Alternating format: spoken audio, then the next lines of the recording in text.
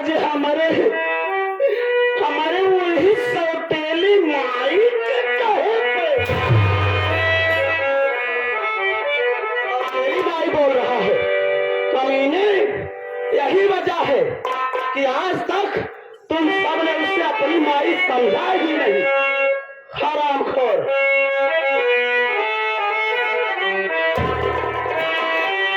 बाबू हमारी बात सुन किस्सा के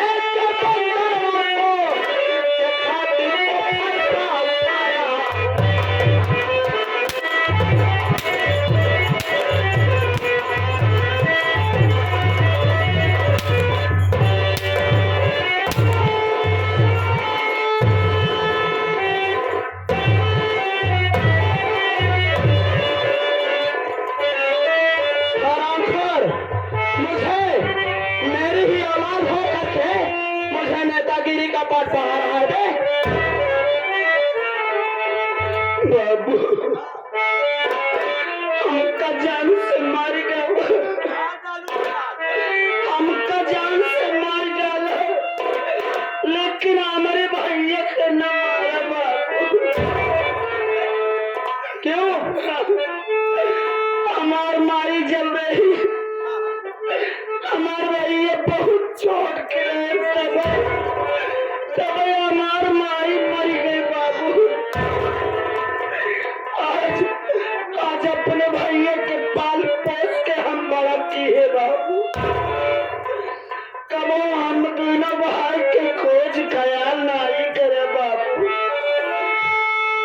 जब से हमार सौतेली माई ले आया, रात दिन वही की सेवा में लगा रहत रहा बाबू।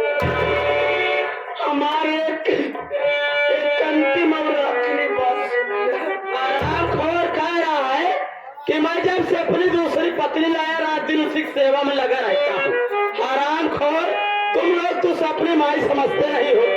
तो मैं सेवा नहीं करूंगा तो कौन करेगा? और हराम खोर, तू कह रहा है कि तूने वंदनवा को बेटे की तरह पाल पोस करके इतना बड़ा किया। हराम ज्यादा, मैं तुझसे पूछता हूँ, जब तू वंदनवा को अपने औलाद की तरह पाल पोस करके बड़ा किया, तो क्या ये भूल गया कि उसे समझाना भूल गया कि बड़ों के ऊपर हाथ नहीं उठा? बाबू, हमार भैया बे नादान बा, वो बड़ा हो जाए, समझदार हो जाए। बाबू, एक बात सुना हमारा, सुनाना चाहते हो? बोलो।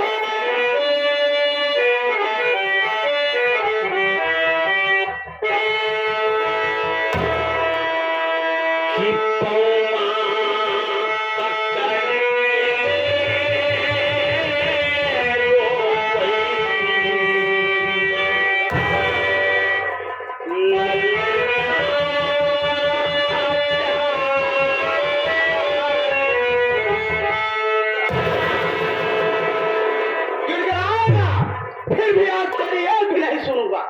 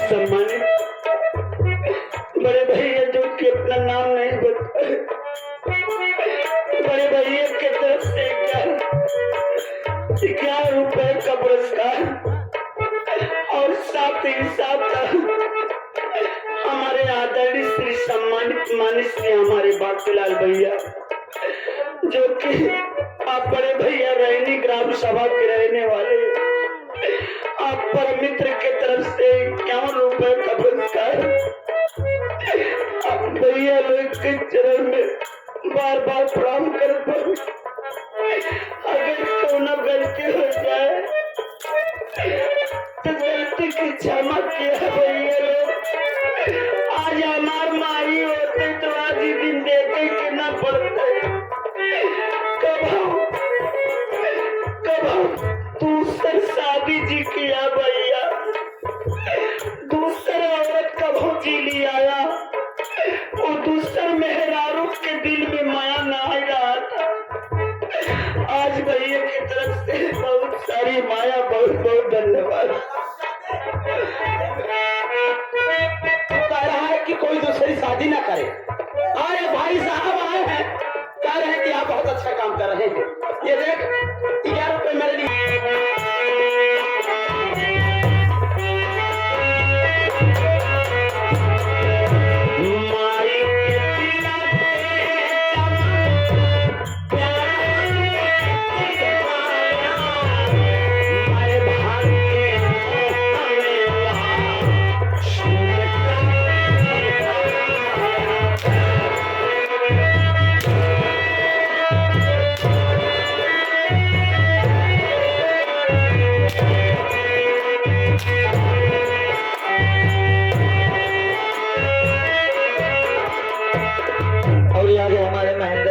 परसा के मोड़ से, आप परसा मऊ के धरती से जब कई से आए हैं भैया जी को बार बार नमन पूछे।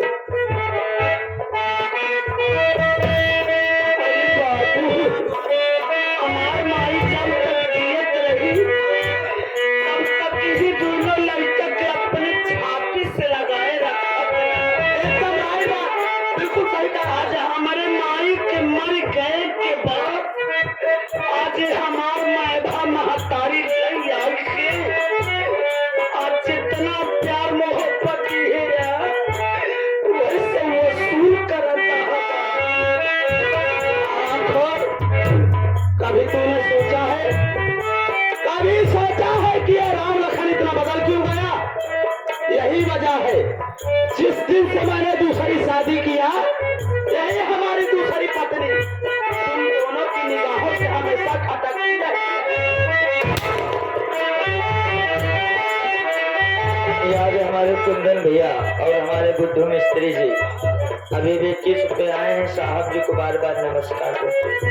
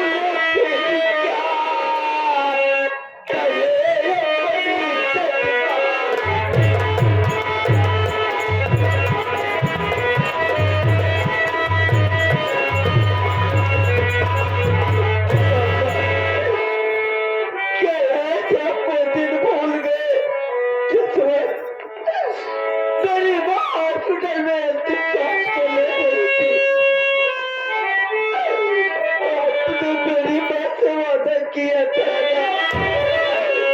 कि जब तक जीऊंगा अपने दोनों बच्चों को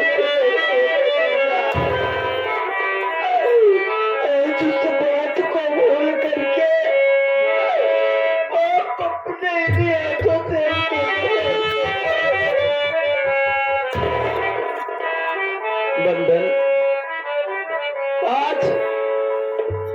सही समय पर अपनी माँ की बातों को याद दिला करके तूने आज मुझ पर बहुत एहसान किया है। वरना आज मेरे इन हाथों से कितना बड़ा पाप हो जाता। अरे आज ऐसा होने से पहले मेरी मौत क्यों ना हो गई। तू ठीक कह रहा है बंधन कि जब तेरी माँ बीमार थी, मैं तेरी माँ को हॉस्पिटल में लेकर एडमिट था, तब तेरी माँ हॉस्पिटल में अपनी जिंदगी की आखिरी सांसों से लड़ रही थी। तब उसने मुझसे वचन लिया था कि सेठ जी मुझे वचन दो कि मेरे मर जाने के बाद मेरे बच्चों को कभी कोई तकलीफ नहीं दोगे। अरे उस दिन मैंने तेरी माँ के सर पर हाथ रखकर की कसम खाया था कि मैं आखिरी सांस तक बच्चों को कभी कुछ नहीं होने दूंगा। लेकिन आज ये मुझे क्या हो गया था भगवान कि आज मैं एक दूसरी पत्नी के कहने पर अपने ही हाथों से अपने ही औलाद को मिटाने जा रहा था। अरे लोग एक औलाद के लिए क्या नहीं करते हैं जिनके पास औलाद नहीं होते। अरे वो कितनी जगहों पर जाकर के माथा टेकते, कामना करते हैं कि काश मेरे एक औलाद हो जाए तो कम से कम बुढ़ापे में मेरा सहारा बने। लेकिन आज मेरे पास दो औलाद होते हुए भी मैं प्यार के नशे में अंधा हो गया था और आज अपने ही हाथों से अपनी हरी भरी बगिया को उजाड़ने जा रहा था। ये तेरा बाप बहुत गुनहगार है, माफ करने के काबिल तो नहीं है, लेकिन हो सके तो एक बार अपने इस गुनहगार बाप की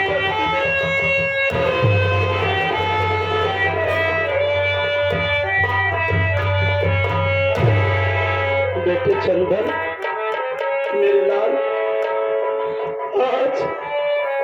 आज मैं तेरा भी बहुत गुनहगार हूँ। अरे कहने को तो मैं तेरा बाप हूँ, लेकिन आज तेरे संस्कार मुझसे ऊंचे हो गए। अरे मैंने तुझे इतना मारा, तू चाहता तो तड़प करके अपने बाप को जवाब भी दे सकता था, लेकिन तूने मेरे सारे जुल्मों को सह लिया, लेकिन पलट करके जवाब नहीं दिया। चंदन, ये तेरा गुनहगार बाप आज किस जुबान से तुझसे माफी मांगे मेरे लाल। लेकिन हो सके तो एक बार अपने इस बाप की गलती को